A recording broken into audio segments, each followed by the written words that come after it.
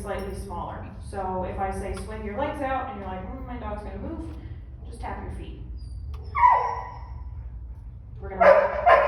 We are working up to standing up and moving away from your chair while the dog stays put.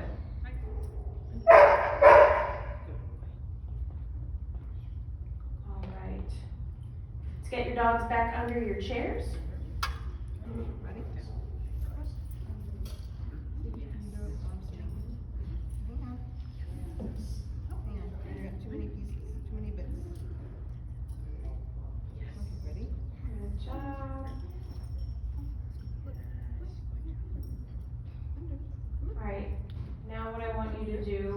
To shift your body weight in your chair like you might stand up, but don't actually stand up.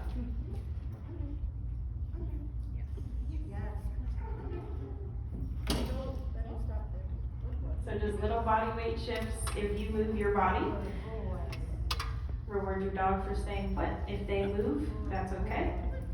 Do a little less motion on your end the next time. You can say stay.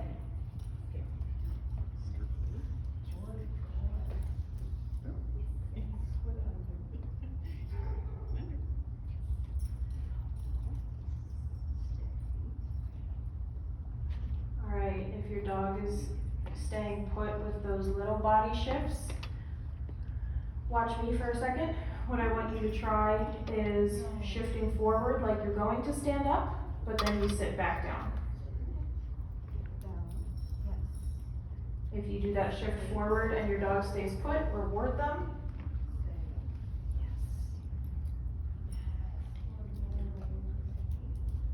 You can try a full stand. So stand up, yes, and reward your dog. Give them that information that that was good.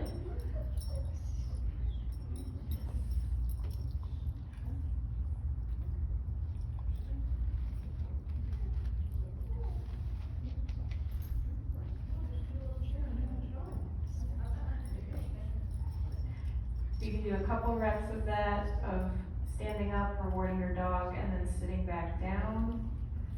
You can also stay standing and continue to reward as the dog stays under their chair.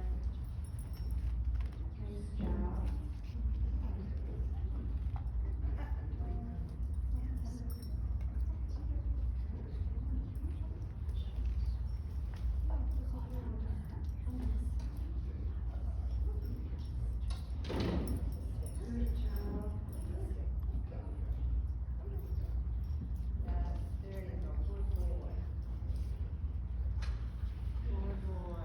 Give your dog a breather, let them out from under the chair.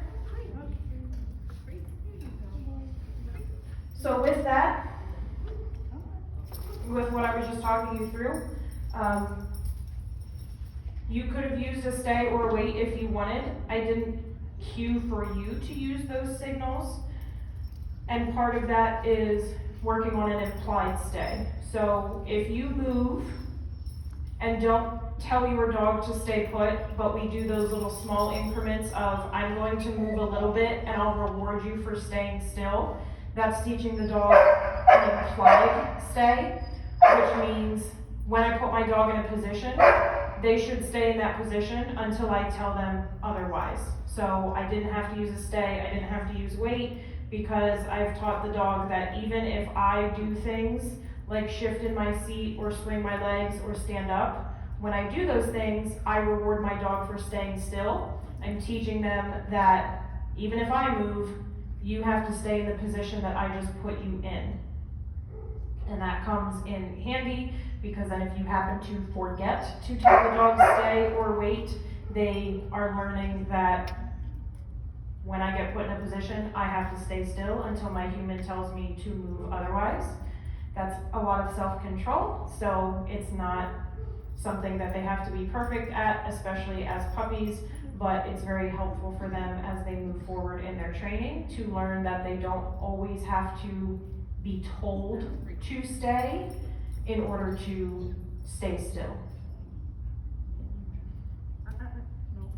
And typically they get a little bit better with under as they get older and they learn where their body is and that they can fit places. Some dogs are never really a big fan of crawling underneath spaces, and they just learn to tolerate crawling under small spaces, but it is an important part for their training, because when they, or if they were to go to a client, they would be going to doctor's appointments or basically anywhere the client is going, and it's good for the dog to know how to tuck themselves out of the way and not be in an aisle or not be in a footpath of wherever they are at. Any questions on under? The one thing I noticed with Augie is that when he positions himself, he wants to be facing the activity in the room we're in. Yep, that's okay. Is that all right? As long as he's hanging out calmly, then that's totally okay. Most of the time, dogs want to be able to see what's going on. So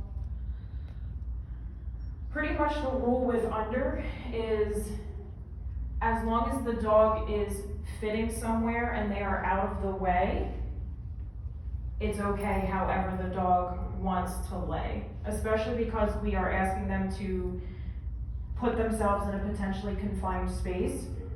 If the dog is able to make themselves comfortable and they're out of the way, they can be facing the action, they can be facing away from the action,